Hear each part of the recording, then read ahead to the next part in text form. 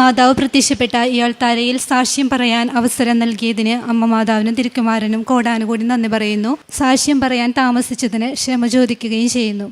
എൻ്റെ പേര് ജിസ്ന, ഇതെൻ്റെ ഭർത്താവ് പ്രിയേഷ്. ഞങ്ങൾക്ക് 3 മക്കളാണ്.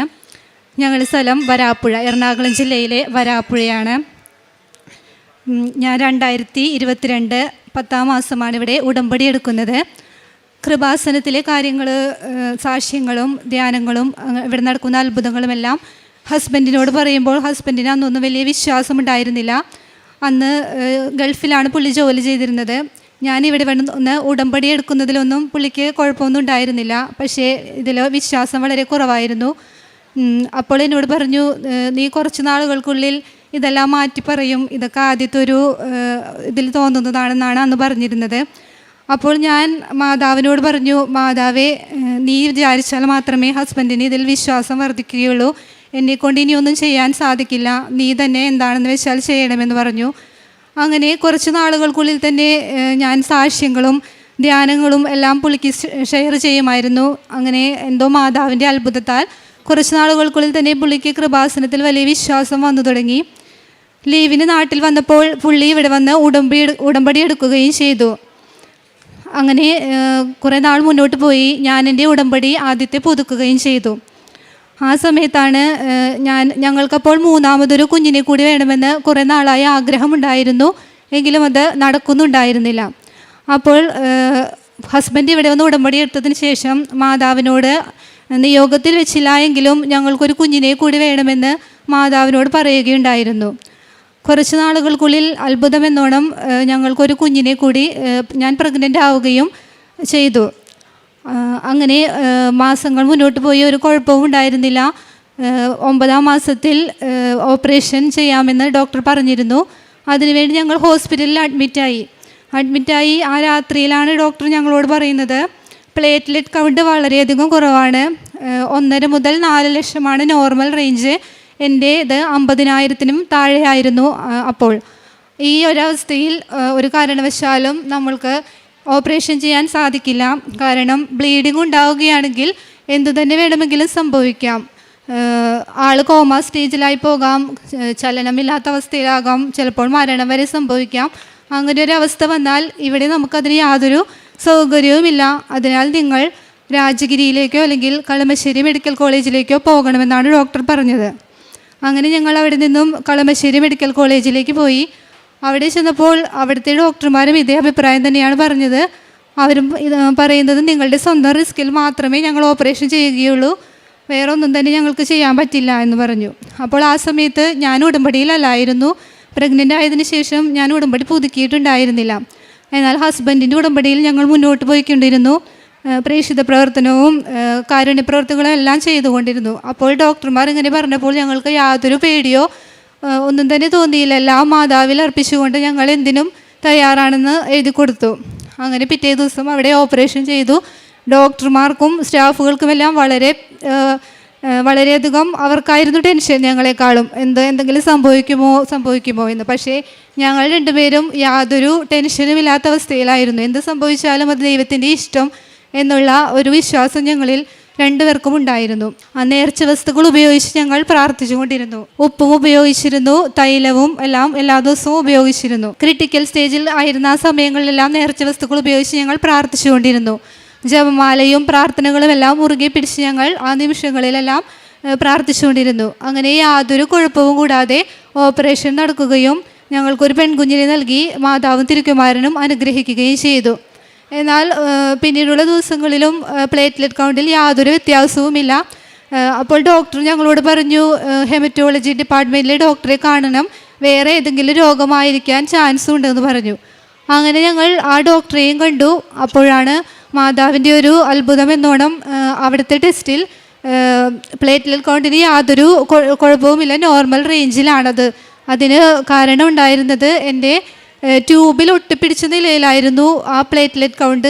ആദ്യം നോക്കുമ്പോഴെല്ലാം അതായിരുന്നു അത് കുറവ് കണ്ടിരുന്നതെന്നാണ് അമൃത ഹോസ്പിറ്റലിലെ ഡോക്ടർ അവിടെ നടത്തിയ ടെസ്റ്റിൽ പറഞ്ഞത്. അപ്പോൾ ഞങ്ങൾക്ക് വളരെ അത്ഭുതമായി. കാരണം മാതാവിൻ്റെ അതായത് അച്ഛൻ പറയുന്നത് പോലെ not by merit but by grace എന്ന ഇത് ഞങ്ങൾക്ക് ആ വിശ്വാസം ഞങ്ങളിൽ വർദ്ധിക്കാൻ വേണ്ടി ആ സമയത്ത് ഓപ്പറേഷൻ്റെ സമയത്ത് അവിടെ പ്ലേറ്റ്ലെറ്റ് കൗണ്ട് കുറവായി മാതാവ് കാണിച്ചതാണെന്ന കാര്യം ഞങ്ങൾക്ക് ബോധ്യമായി. അങ്ങനെ ഞങ്ങൾ യാതൊരു കുഴപ്പവുമില്ലാതെ വീട്ടിലേക്ക് പോന്നു. അങ്ങനെ ഞങ്ങൾക്ക് ഹസ്ബൻഡിനോ ആണെങ്കിലും കൃപാസന മാതാവിൽ വളരെയധികം വിശ്വാസം വർദ്ധിച്ചു. അതുപോലെ തന്നെ ഇതുപോലെ ചെറിയ ചെറിയ അനുഗ്രഹങ്ങൾ ഞങ്ങളുടെ ജീവിതത്തിൽ ഒരുപാടുണ്ടായിട്ടുണ്ട്. ഇതാണ് ഞങ്ങൾക്ക് കിട്ടിയ ഏറ്റവും വലിയ സാക്ഷ്യം. ഹസ്ബൻഡിന് ലഭിച്ച ജീവിതത്തിൽ, അതായത് വിശ്വാസത്തിൽ ലഭിച്ച വർധനവിനെ പറ്റി ഹസ്ബൻഡ് തന്നെ പറയുന്നതാണ്. പരിശുദ്ധ അമ്മയ്ക്കും തിരുക്കുമാരനും ഞാൻ ഈ കുടുംബത്തോടുകൂടി ഇവിടെ വന്ന് നിൽക്കണതിന് കോടി നന്ദി പറയുകയാണ്. ഞാൻ ആദ്യം നിങ്ങളോട് എന്നെ പരിചയപ്പെടുത്തുന്നത് സുഭാഷിതങ്ങൾ 6-ാം അധ്യായം 16 മുതൽ 19 വരെ വാക്യങ്ങൾ. കർത്താവിന് ഇഷ്ടപ്പെടാത്ത 6 കാര്യങ്ങളിൽ 7-ാമതൊന്നു കൂടി: ഗർവ് കലർന്ന കണ്ണ്, വ്യാജം പറയുന്ന നാവ്, ദുഷ്കൃത്യങ്ങളിലേക്ക് നനയ്ക്കുന്ന ഹൃദയം, സഹോദരർക്കിടയിൽ ഭിന്നത വിതയ്ക്കുന്നവൻ, തിന്മയിലേക്ക് പായുന്ന പാദങ്ങൾ. ഈ വചനമാണ് എന്നെ ശരിക്കും മനസ്സിലാക്കിയത്. എൻ്റെ ഫാമിലിയിൽ എൻ്റെ ഫാമിലിയിൽ മൊത്തത്തിൽ ഈ കല്യാണം, മാമോദിസ, എന്ത് പരിപാടി വന്നാലും ആദ്യം എൻ്റെ കാരണന്മാരെല്ലാവരും അടക്കം ആദ്യം മേടിക്കുന്നത് മദ്യമാണ്. ഇത് മേടിക്കുക. അപ്പോൾ അങ്ങനെയുള്ള കാര്യങ്ങൾ കൂടുതൽ എൻ്റെ കുടുംബത്ത് ഉണ്ട്. എവിടെ ചെന്നാലും ഇതായിരിക്കും ആദ്യം മേടിക്കുക. അവിടെ ഒരു പ്രാർത്ഥന അല്ലെങ്കിൽ അങ്ങനെയുള്ള കാര്യങ്ങൾ കണ്ടിട്ടില്ല. പിന്നെ ഞാൻ ചെറുപ്പത്തിൽ തന്നെ സിനിമയ്ക്ക് ഭയങ്കരമായിട്ട് അഡിക്റ്റായിരുന്നു. ഒരു സിനിമയും വിടാറുണ്ടായിരുന്നില്ല. അപ്പോൾ ഞാൻ ഇങ്ങനെയൊക്കെ പോകുമ്പോഴേക്കും തിന്മയിലോട്ട് വായുന്ന പാദങ്ങൾ എന്ന് പറയുമ്പോഴേക്കും ഞാൻ എൻ്റെ മനസ്സിലോട്ട് ഓടി വന്നത് ബിവറേജിലോട്ട് കാലുകൾ കൊണ്ട് ഓരോരുത്തർ പോണേണ് മേടിക്കാൻ വേണ്ടിയിട്ട്. അപ്പോൾ അതൊക്കെ എനിക്ക് ഒരുപാട് ഇതായി. എനിക്ക് പിന്നെ ഗർവ് കലർന്ന കണ്ണാണ് എൻ്റെ ഏറ്റവും വലുതെന്ന് പറഞ്ഞിട്ടുണ്ടെങ്കിൽ, ഞാൻ ഇത്ര നാളായിട്ട് ഒരു മദ്യമോ സിഗരറ്റോ പുകയോ പെണ്ണോ അങ്ങനെ ഒരു കാര്യത്തിലോട്ട് ഞാൻ പോയിട്ടില്ല. അപ്പോൾ എൻ്റെ മനസ്സിൽ അങ്ങനെ ഒരു ഗർവുണ്ടായിരുന്നു. അപ്പോൾ അതൊക്കെ എനിക്ക് മനസ്സിലാകാൻ തുടങ്ങി. ഈ വചനങ്ങളൊക്കെ മനസ്സിലാകുമ്പോഴേക്കും ഇങ്ങനെയുള്ള കാര്യങ്ങൾ എന്താണ് ഏതാണെന്ന് മനസ്സിലാകാൻ തുടങ്ങി. പിന്നെ എൻ്റെ വീടുകളിൽ എല്ലാ വീടുകളിലും ഇപ്പോൾ നടക്കുന്ന കാര്യങ്ങൾ തന്നെയാണ് ഞാനിപ്പോൾ ഈ പറയണത്. എൻ്റെ വീടുകളിൽ പിന്നെ ഈ പെരപണിയാൻ നിൽക്കുന്ന സമയത്ത് സ്ഥാനക്കാരനെ കൊണ്ടുവന്നിട്ട് സ്ഥാനമൊക്കെ നോക്കിക്കും. എൻ്റെ വീടിന് ഞാൻ സ്ഥാനം നോക്കിയിട്ടുണ്ട്. ഇത് എൻ്റെ കുടുംബത്തെ എല്ലാ വീടുകളിലും ഇങ്ങനെയുള്ള സ്ഥാനങ്ങളും കാര്യങ്ങളൊക്കെ നോക്കിയിട്ടുണ്ട്. എൻ്റെ വീട്ടിലുള്ള എല്ലാവരും നല്ലവരാണ്. എൻ്റെ കാരണന്മാർ, എൻ്റെ ഫാമിലി, ഞാൻ ഫാമിലി ഉദ്ദേശിക്കുന്നത് എൻ്റെ അപ്പനനിയന്മാർ, ചേട്ടനന്മാർ, ഞങ്ങൾ ഒരുപാട് മക്കളുണ്ട്. എല്ലാവരും കൂടുതൽ ആണുങ്ങൾ കൂടുതലുണ്ട് ഞങ്ങളുടെ കുടുംബത്ത്. അപ്പോൾ ഞങ്ങളെല്ലാവരും നോക്കുമ്പോഴേക്കും എല്ലാവരും സന്തോഷവും നല്ലവരൊക്കെയാണ്. പക്ഷേ എല്ലാവരും കഠിനമായിട്ട് അധ്വാനിക്കും. പക്ഷേ വൈകുന്നേരം ആകുമ്പോൾ മദ്യപിക്കും. അതുകൊണ്ട് ഞങ്ങളുടെ കുടുംബം തകരുന്നത് കണ്ണുകൊണ്ട് ഞാൻ നോക്കി നിന്നിട്ടുണ്ട്, ഇടിഞ്ഞ് വീഴുന്നത്. ഞാൻ ചെറുപ്പത്തിൽ തന്നെ ജോലിക്കിറങ്ങിയവനാണ്. അപ്പോൾ അതുകൊണ്ട് എനിക്ക് ആ ഒരു ഇത് വരുവുള്ളൂ, ഭാഷ എൻ്റെ അങ്ങനെ ഒരു ഇതുണ്ട്. അതുകൊണ്ട് ക്ഷമിക്കണം എല്ലാവരും. പിന്നെ ഞാൻ 21 വയസ്സിലൊക്കെ തന്നെ ഈ വീടൊക്കെ ഞാൻ സ്വന്തമായിട്ടൊക്കെ ഞാൻ പണിതിട്ടുണ്ട്. ഇപ്പോൾ താമസിക്കുന്ന വീട് പണിതിട്ടുണ്ട്, സ്ഥലം മേടിച്ചിട്ടുണ്ട്. അപ്പോൾ എനിക്കൊരു ഗർവുണ്ടായിരുന്നു. ഞാൻ സ്ഥലം മേടിച്ച് ഞാൻ എന്നുള്ളൊരു വാക്ക് എന്നെ ഒരുപാട് വീഴ്ത്തി കളഞ്ഞിട്ടുണ്ട്. പിന്നെയാണ് എനിക്ക് മനസ്സിലായത് ദൈവത്തിന് മഹത്വം കൊടുക്കണം എന്നുള്ള കാര്യങ്ങൾ എനിക്ക് മനസ്സിലായത്. പിന്നെ അച്ഛനിന്ന് രാവിലത്തെ കുർബാനയ്ക്ക് അച്ഛൻ പറഞ്ഞ് ദാനിയേൽ പ്രവാചകൻ്റെ പുസ്തകത്തിൽ ചുവരെഴുത്തിൽ ഇങ്ങനെ എല്ലാവരുടെയും വീടുകളിൽ വന്നിട്ട് ഇങ്ങനെ എഴുതി വെക്കുമെന്ന് പറഞ്ഞ് മേനെ ഇൻ ദ ഖേൽ പാർസി എന്നും പറഞ്ഞിട്ട്, കർത്താവിൻ്റെ ദൂതൻ. അത് ഈ കല്യാണം മറ്റുള്ള കാര്യങ്ങൾ നടക്കുന്ന വീടുകളിൽ നമ്മൾ മദ്യം മേടിച്ച് വിളമ്പുക, വീട് സ്ഥാനക്കാരനൊക്കെ നോക്കി ചെയ്യുക, ശരിക്കും പറഞ്ഞാൽ അത് വിഗ്രഹാരാധനയാണ്. അപ്പോൾ ഇതൊക്കെ ചെയ്തിട്ടാണ് ഇപ്പം ഞാൻ ഈ അൽത്താരയിൽ വന്ന് നിൽക്കുന്നത്. എന്നിട്ടും എന്നോട് എൻ്റെ മാതാവും കർത്താവും ക്ഷമിക്കനാണ്. ഈ നിമിഷം വരെ എന്നെ വീഴ്ത്തിയിട്ടില്ല.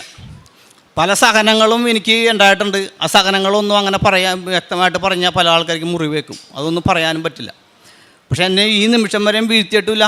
എനിക്ക് ഒരു കുടുംബം തന്ന് കർത്താവ് അനുഗ്രഹിച്ച് എൻ്റെ കുടുംബം യാതൊരു കുഴപ്പങ്ങളില്ലാണ്ട് അതിഭംഗിയായിട്ട് പോകണമുണ്ട്. അപ്പോൾ എനിക്ക് പിന്നെ ഞാനിപ്പോൾ ഈ എന്ത് സിനിമ ആദ്യം ഇറങ്ങിയാലും പോയി കാണുന്നൊരു ഇതായിരുന്നു. ഇപ്പോൾ എനിക്ക് സിനിമ എന്താണെന്ന് പോലും അറിയില്ല. പിന്നെ എൻ്റെ വീടുകളിൽ ഈ ചാനൽ തന്നെ ഇപ്പോൾ ഞാൻ അങ്ങനെ അധികം ചെയ്യാറില്ല. ഇപ്പോൾ USB-ക്കകത്ത് പ്രഘോഷണങ്ങൾ ഡാനിയൽ പൂവണത്തിങ്കളച്ഛൻ്റെ, ജോസഫച്ചൻ്റെ ഒക്കെ പ്രഘോഷണങ്ങളൊക്കെ USB-യിൽ ചെയ്തിട്ട് TV-യിൽ കുത്തി വെച്ചേക്കും. TV ആദ്യം ഓണാക്കിയാൽ വന്നത് വചനമാണ്. അപ്പോൾ അത് എപ്പോഴും ഇങ്ങനെ കാണാൻ തുടങ്ങി. പിന്നെ എനിക്ക് കിട്ടിയ ഏറ്റവും വലിയൊരു അനുഗ്രഹം വെച്ചാൽ ഇപ്പോൾ ഒരു കുർബാന രാവിലെ മുടക്കാറില്ല. എല്ലാ ദിവസവും രാവിലത്തെ കുർബാനക്ക് പോകാറുണ്ട്. കുർബാനക്ക് പോകുമ്പോൾ എനിക്ക് കുർബാന എന്താണെന്ന് ഇപ്പോൾ മനസ്സിലായി തുടങ്ങിയിട്ടുണ്ട്. കുർബാനക്ക് ഫ്രണ്ടിൽ പോയി നിന്ന് കഴിയുമ്പോഴേക്കും അൽത്താരയിലിട്ട് നോക്കി നിൽക്കുമ്പോഴേക്കും ആ കുർബാനയുടെ ആ ഒരു എഫക്റ്റ് മനസ്സിലോട്ട് ഇങ്ങനെ പയ്യെ എനിക്ക് കയറി തുടങ്ങിയിട്ടുണ്ട്. ഞാൻ എനിക്ക് 45 വയസ്സായിട്ടുണ്ട്. ഞാൻ 5 വർഷമായിട്ടുള്ള ദൈവത്തിലോട്ട് അടുക്കാൻ തുടങ്ങിയിട്ടുണ്ട്. 40 വർഷം അടിമത്തത്തിൽ കിടന്നവനാണ് ഞാൻ. എന്നെപ്പോലെ ഒരുപാട് പേര്, എൻ്റെ കുടുംബ സഹോദരങ്ങൾ, ഇവിടെ ഇരിക്കുന്ന ഒരുപാട് പേരുകളൊക്കെ ഇത് അടിമത്തത്തിൽ കിടക്കേണ്ടത്. ഇതിൽ നിന്ന് മാറണമെങ്കിൽ ഈ ബൈബിൾ ഇങ്ങനെ ചേർത്ത് പിടിച്ചിട്ട് ബൈബിൾ ഇങ്ങനെ മനസ്സിലാകണം. വായിച്ചാൽ അത് നമുക്ക് മനസ്സിലാവില്ല. എനിക്ക് പിന്നെയാണ് മനസ്സിലായത് ഈ സഭയിൽ ഇങ്ങനെയുള്ള അച്ഛന്മാരുണ്ടെന്ന്. ജോസഫ് അച്ഛൻ, ഡാനിയൽ അച്ഛൻ, ഡൊമിനിക് അച്ഛൻ, ബിജിലച്ഛൻ, ഇങ്ങനെയുള്ള അച്ഛന്മാരൊക്കെ ഉണ്ടെന്നൊക്കെ ഈ 5 കൊല്ലങ്ങൾ എനിക്ക് മനസ്സിലാകാൻ തുടങ്ങിയിട്ട്. അത്ര നാൾ ഈ സഭയിൽ ഇങ്ങനെ അച്ഛന്മാരുണ്ടെന്ന് മനസ്സിലായില്ല. എന്ത് കാര്യം സ്വന്തം ഇഷ്ടത്തിന് അങ്ങനെ ചെയ്യുമായിരുന്നു. ഇപ്പോൾ ആ അച്ഛന്മാരുടെ ടോക്കുകൾ കേൾക്കും, ബൈബിള് ഇങ്ങനെ വായിക്കുമ്പോഴേക്കും ഇത് അച്ഛന്മാർ ഓരോ കാര്യങ്ങൾ പറയുമ്പോഴേക്കും എനിക്ക് മനസ്സിലായി തുടങ്ങി, ഇതിൻ്റെ അർത്ഥങ്ങൾ മനസ്സിലായി തുടങ്ങി. ബൈബിളിൽ കൂടി എന്നെ ഞാൻ വായിക്കും, എൻ്റെ കുടുംബത്തെ ഞാൻ വായിക്കും. അങ്ങനെയുള്ള കാര്യങ്ങൾ എനിക്ക് വായിക്കാൻ തുടങ്ങി കഴിഞ്ഞപ്പോഴേക്കും ഒരു പ്രത്യേകമായിട്ടുള്ളൊരു ഒരു ഒരു ലഹരി ഇപ്പം എനിക്ക് കിട്ടി തുടങ്ങിയിട്ടുണ്ട്. പിന്നെ എൻ്റെ കടങ്ങൾ, നല്ല കടമുണ്ടായിരുന്നു എനിക്ക്, പക്ഷേ ഒരുമാതിരി എൻ്റെ കടങ്ങളൊക്കെ തീർന്നു. അതെങ്ങനെയാണ് തീരണമെന്ന് എനിക്കറിയണില്ല. അത് നല്ല സ്മൂത്തായിട്ട് തീരണമുണ്ട്. ഇപ്പോൾ ഒരു കുഴപ്പമില്ലാണ്ട് എൻ്റെ കുടുംബം ഭംഗിയായിട്ട് പോകണമുണ്ട്. ഇങ്ങനെയൊക്കെയാണ് എൻ്റെ കുറേ അനുഭവങ്ങൾ. പിന്നെ എനിക്ക് എന്ന് പറഞ്ഞാൽ പെട്ടെന്ന് അങ്ങോട്ട് ദേഷ്യം വരും. ദേഷ്യം എന്ന് പറഞ്ഞിട്ടുണ്ടെങ്കിൽ ഇപ്പോൾ നമ്മൾ അവിടെ നിന്നെങ്കിലും ഒരു ബസ് ഓടിച്ച് പോകണം, ഒരുത്തൻ ബസ് നമ്മുടെ ഭാഗത്തൊരു തെറ്റുണ്ടാവില്ല, അവൻ കയറി അങ്ങോട്ട് പോകുമ്പോഴേക്കും എന്തെന്ന് വെച്ചിട്ടുണ്ടെങ്കിൽ പോയി നേരെ ഫ്രണ്ടിൽ പോയി നിന്നിട്ട് ചീത്ത പറയും. അപ്പോൾ അങ്ങനെയുള്ള ക്യാരക്ടറുകളൊക്കെ മാറി തുടങ്ങി. പിന്നെ ഞാൻ മദ്യം മേടിച്ച് ആരെങ്കിലും വന്നിട്ട് ചിലവ് ചെയ്യണമെന്ന് പറയുമ്പോഴേക്കും മദ്യം മേടിച്ച് കൊടുക്കുമായിരുന്നു. നേരത്തെ ഞാൻ കുടിക്കൂല, പക്ഷേ ഞാൻ കൊടുക്കുമായിരുന്നു. പക്ഷേ ഇപ്പോൾ ഞാൻ മേടിച്ചും കൊടുക്കാറില്ല, മേടിച്ച് കുടിക്കാറുമില്ല. അപ്പോൾ പല കുടുംബത്തിലും ഞാൻ ചെന്നിട്ടുണ്ടെങ്കിൽ എന്നെ കല്യാണമോ കാര്യങ്ങളോ വിളിച്ചിട്ടുണ്ടെങ്കിൽ അവരോട് ഞാൻ പറയും, മദ്യം മേടിക്കരുത്, അത് മേടിച്ച് ആർക്കും കൊടുക്കരുത്.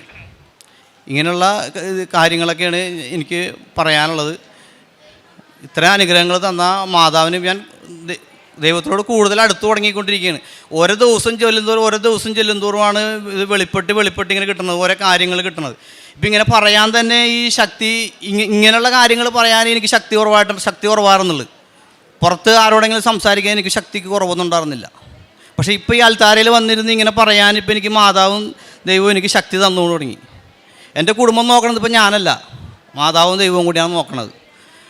ഞാൻ എൻ്റെ മക്കളെ കുടുംബത്തിനെയും ദൈവത്തിന് സമർപ്പിച്ചുകൊണ്ട്, അമ്മ മാതാവിന് സമർപ്പിച്ചുകൊണ്ട് എല്ലാ കൃപക്കും നന്ദി പറയണേ.